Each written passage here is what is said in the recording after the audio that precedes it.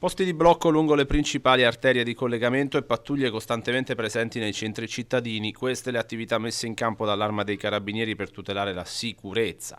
Il bilancio delle ultime ore è pesante. 5 automobilisti sono stati denunciati per guida in stato di ebbrezza. Fermati ai posti di blocco, i test dell'etilometro hanno confermato l'abuso di alcol. Per tutti è scattato il ritiro immediato della patente. Ma non si tratta solo di controlli preventivi. In 3 casi i carabinieri sono intervenuti a seguito di incidenti stradali causati proprio dall'alcol.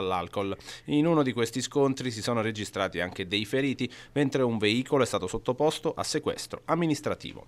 Dalle strade ai locali pubblici la tensione è rimasta alta anche nell'Interland udinese. 2 uomini di 41 e 49 anni, visibilmente alterati, hanno seminato il caos in un bar, disturbando i clienti. All'arrivo dei militari la situazione è degenerata. I 2 hanno opposto resistenza e rivolto insulti pesanti agli operatori.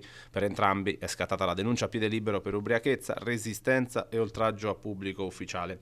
Un'attività di controllo che resterà alta anche nei giorni successivi per assicurare la massima sicurezza su tutto il territorio provinciale.